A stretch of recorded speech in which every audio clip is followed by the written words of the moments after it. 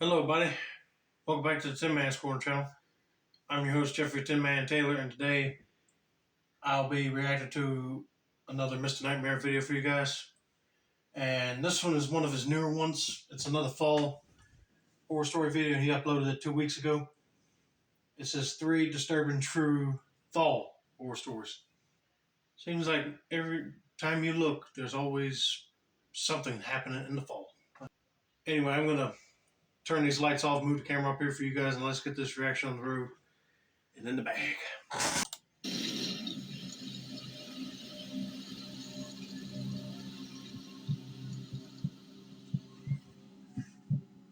It was October 1st. Okay, A fresh autumn breeze was in the air. It felt like fall, my favorite season. It was my boyfriend Carter and I's first fall living together in our new home. I wanted to surprise Carter by decorating the place with fall and Halloween-themed decorations before he got home from work one day. I thought it would be cute. I bought a few things from a nearby Marshall's and a few other stores, and I also looked on different apps and websites, most notably Facebook Marketplace. I simply typed in fall decorations, and one listing really caught my attention. It was a picture of a big green plastic container, which contained a bunch of fall decorations.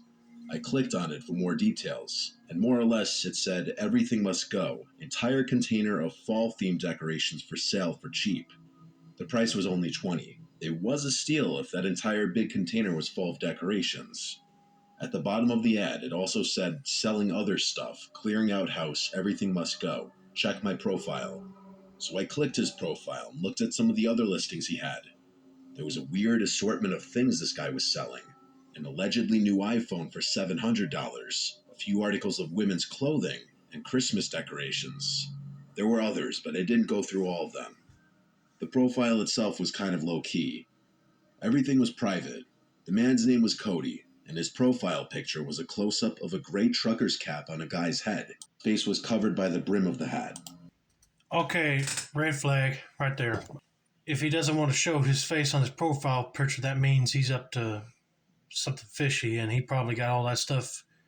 Either he stole it and he's trying to get rid of it quick, or he don't even have this stuff. He's just luring people into, I don't know, kidnap them or rob them or something. You never know. The cover photo was a blurry photo of a lake. I messaged the profile, and he replied instantly. I asked what kind of decorations were in the container, and he said all sorts. Tableware, outdoor decorations, etc. So I excitedly told the man I would come by them today if he were available. He confirmed he would be around later on, closer to 9 p.m., as that's when he'd get home from work. He sent me an address. I looked up the address on Google Maps Street View. It was not in the best town, honestly, but the house looked completely normal. 2 cars in the driveway in the Street View picture, lawn kept nice, so I agreed to meet. Hey, I don't care if it looks like it is good on Google Maps or whatever, but that is when I'll be bringing somebody with me as like a witness, just to make sure that other guy ain't doing no tricks. I had my friend Sally come with me just to be safe. There you go. I Bring went somebody. to pick up Sally across town, and we were off to this Cody person's house. It was a half-hour drive. Sally and I had some time to catch up on the drive there. When we got off the highway entering the town that the house was in, Sally started half joking around about how sketchy the area was. I say half joking around because I know she was saying that partially to be funny and make light of the situation, but also because everyone just kind of knows this really isn't the best town. It was dark out though, so honestly we didn't see much besides streetlights, traffic lights, and some storefronts. As we got closer, I saw my phone screen turning on as it vibrated in the cup holder of my car. At the next light, I checked my phone and saw that it was messages from Cody on Messenger. He said, "When you get here, you can come right in." I showed it to Sally, and she said, "What the hell?" We both could agree that that was a bit uncomfortable, and that we'd ring the doorbell anyway. We pulled up to the house, and surprisingly, there were no cars in the driveway. There were dim lights on in the house, though, that could barely be seen through the closed blinds of the windows. I messaged Cody back saying, "We're here, can you come to the front?" Sally and I both watched the house as I waited for a response. And then we both noticed at the same exact time, at one of the windows, the blinds slightly shift, indicating someone was watching us through them. Then, just as quickly as we noticed it, the opening in the blinds closed. A few seconds later, the front door opened, and Cody messaged me back saying, "I'm at the door, you can come in." It was a bit of an unsettling situation, and I was just happy I brought Sally along. The two of us got out of my car and walked closer to the front door. Before getting too close, I called out Cody's name a few times, only to get no response. Sally whispered we should leave. I took a few steps closer and said "Cody" one more time really loud, and there was no response.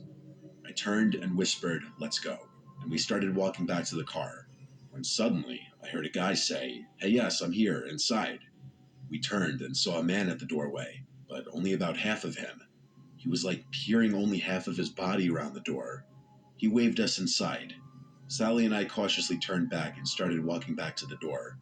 As I got closer, he fully opened the door, but then also walked out of view.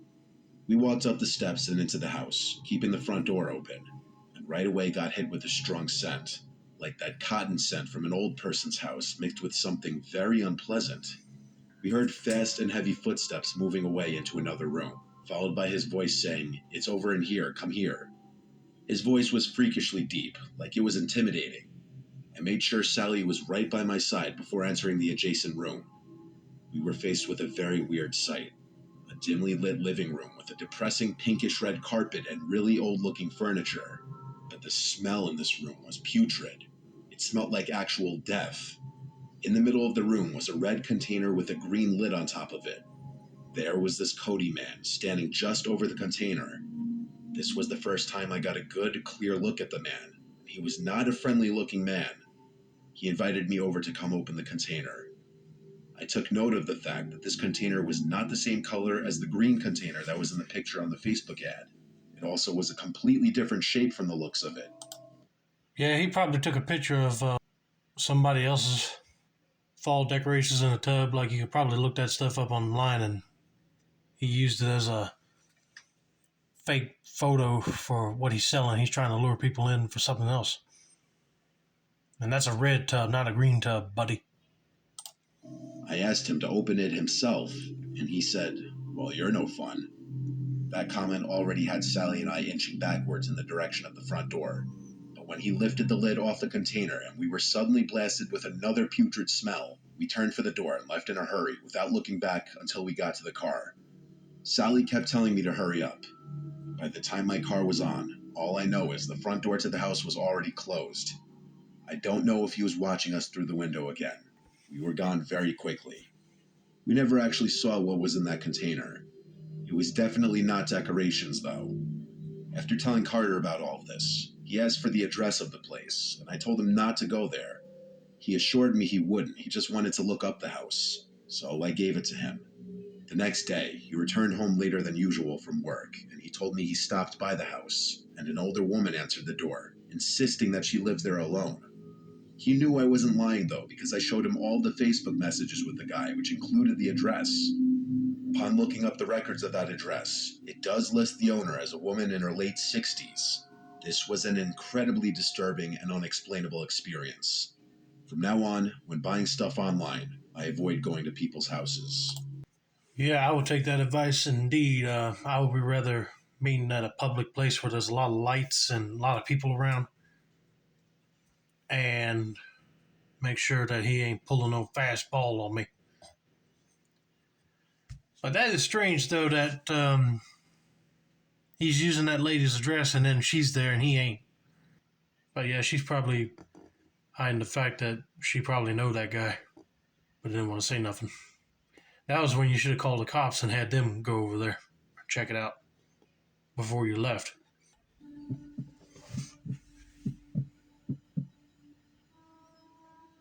It was 2019 when this happened.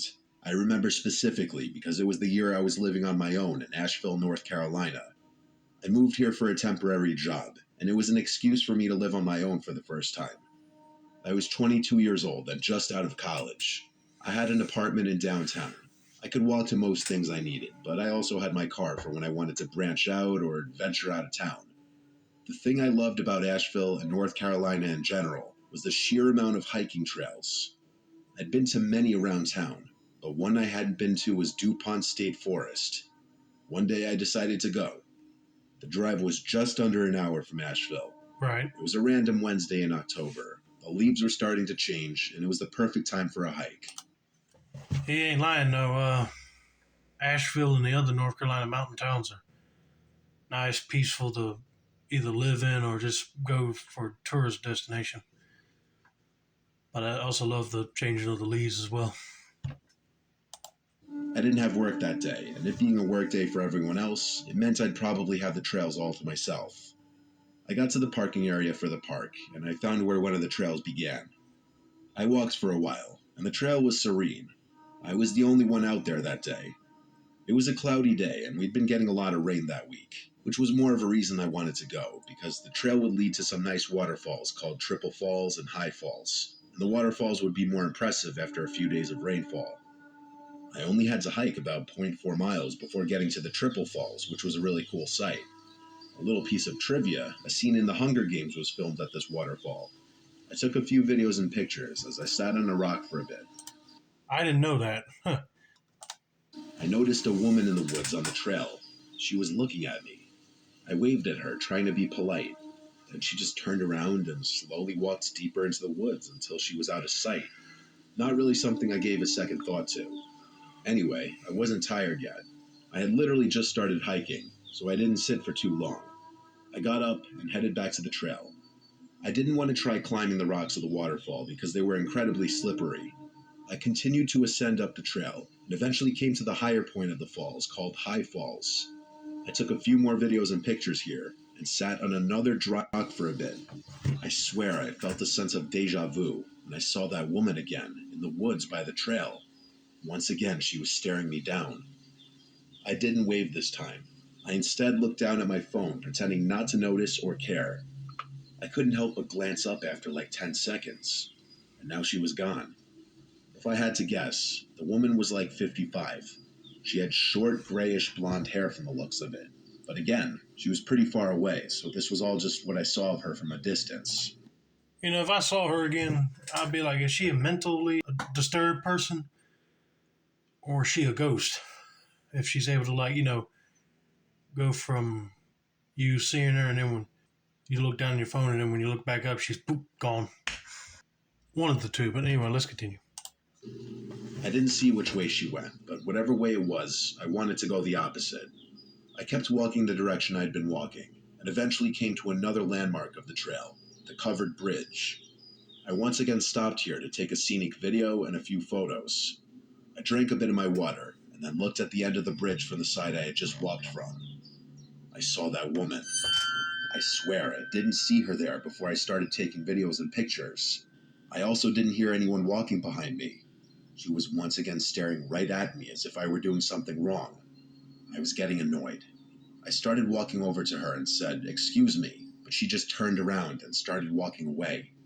Actually, the speed at which she was walking away for someone at her age was unsettling. I almost felt concern at the possibility that she may have been somebody with special needs that needed help. But I didn't convince myself to go chasing after her. I just leaned on the edge of the bridge for a few minutes before deciding to turn back. I had already been hiking for about 45 minutes, and it would take another 45 to get back down to the car. Walking back down the trail I came, in the direction that woman had gone, I passed a younger woman walking her dog. So I decided to stop her and ask if she'd seen an older woman pass by. She said no, and just trying to make conversation about it, talk to somebody about it, I told her how I kept seeing that woman popping out of nowhere and looking at me, then just walking off. She laughed and said that's really, really strange. I didn't want to take up too much of her time, so after we both shared a laugh about it, I continued on my way. The entire way down the trail, I grew a bit paranoid that I'd see that woman lurking around in the background somewhere again, but all was quiet on the way down. I passed one other person who gave me a friendly smile and a nod. Other than that, I made it back to my car undisturbed. Later that day, I went on a date with a girl I was seeing there. We went to our favorite local bar to get some pumpkin spice beers and watch baseball. I told her about the woman on the trail, and she found it amusing, because honestly it did sound funny. After that, I went home. Fast forward to that night when I was in bed.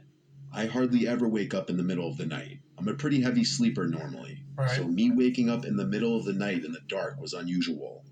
I was still coming to when I heard something at the foot of my bed. I looked up and saw the figure of a woman at the foot of my bed. I felt as though my insides had just fallen out of my body.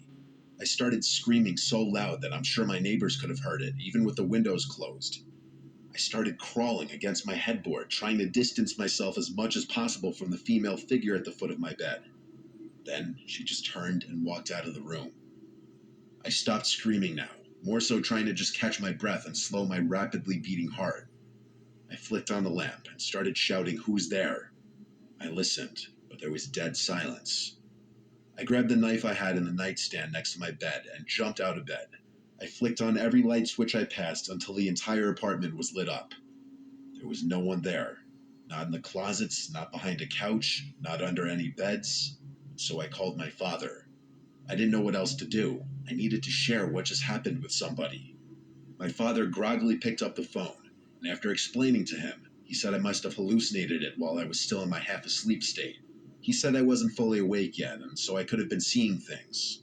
I knew deep down he was probably right, but it didn't make the image I saw any less real-looking or horrifying. And then I told him about the woman in the park, and how the figure at my bed actually resembled her. He said, if anything, that further proves his point that my brain conjured up a familiar image from earlier that day. Somehow, I went back to sleep that night, with my bedroom door barricaded with my dresser just in case. It wasn't until 2 days later that I heard from my mom that her sister in Germany died. I'd never met my aunt. She'd been basically estranged from my mom, as she hadn't left Germany in over 25 years.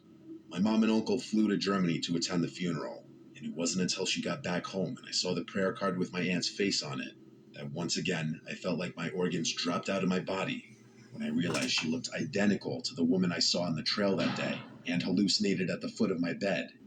This story shook my whole family, especially because I told my dad about all of it and the hallucination before we even got news of my aunt's passing. I was born a Catholic, but never found myself to be super religious after confirmation. But goddamn, does this really send shivers down my spine and make me question what exactly I believe in. Hey, it'll make me shiver too. Sad that you're actually seeing your aunt's ghost. And the way you're describing her just being at one point and gone and then showed up somewhere else. Yeah, I was thinking it might have had to been a ghost. I thought somebody died in that area. But yeah, it's scary to think that it's your mom's sister. Maybe she was trying to visit you before she had to go. That's how I see it.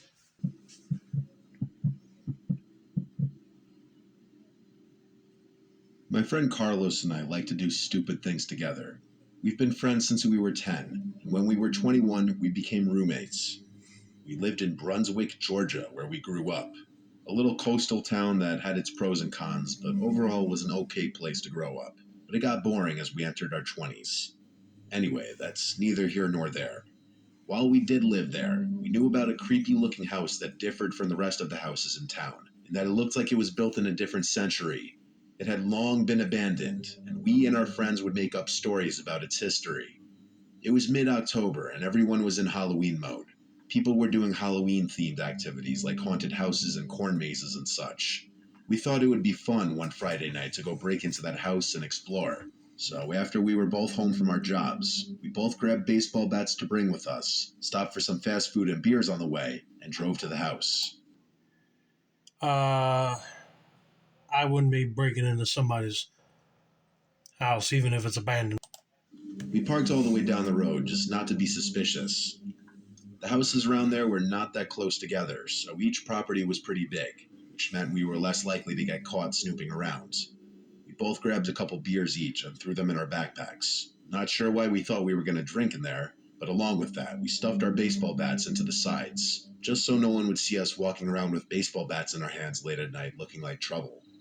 We quietly walked down the street, just whispering to each other. It took less than 5 minutes to get to the house. It was so dark on this part of the street because this house, along with the house across the street, had no lights on. There weren't any street lights on this street.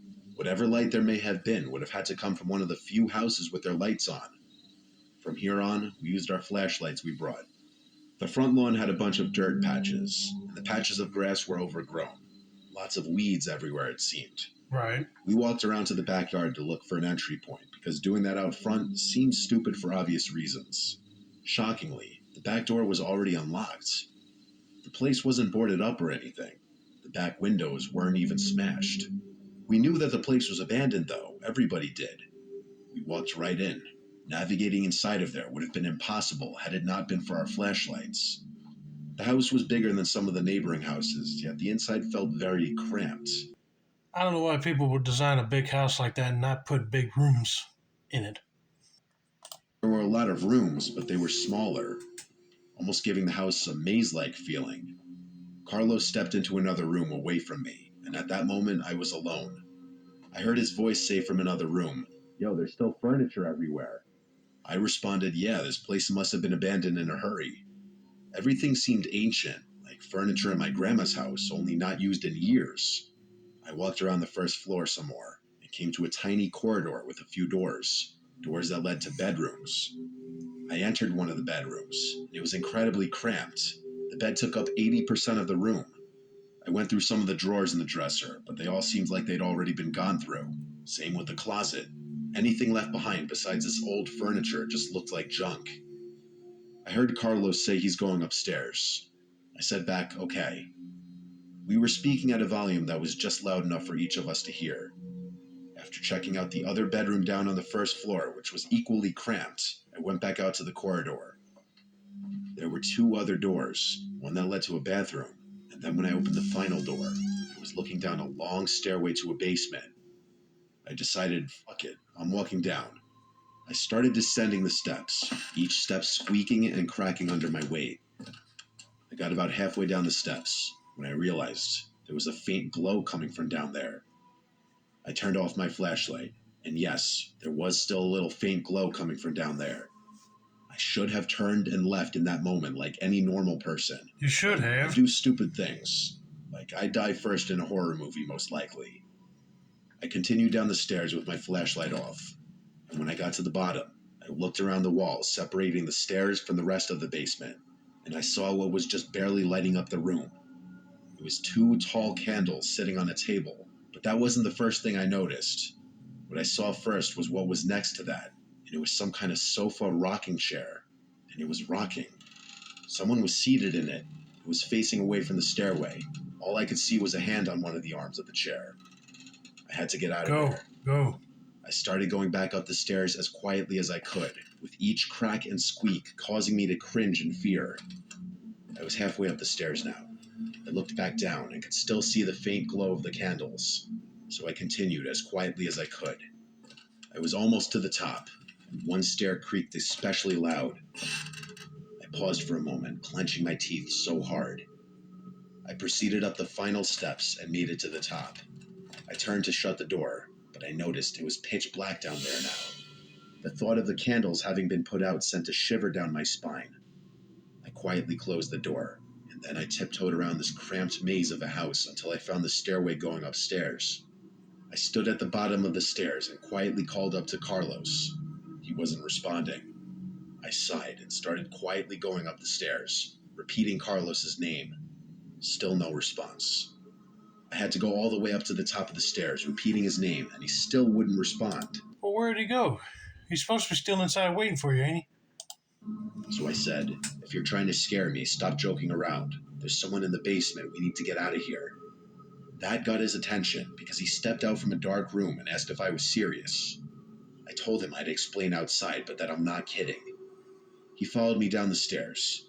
I was trying less so to be quiet now because I just wanted to get out of that house. We were heading back to the back door where we entered, but when we passed the corridor with the basement door, we both saw the silhouette of a man standing in front of the door.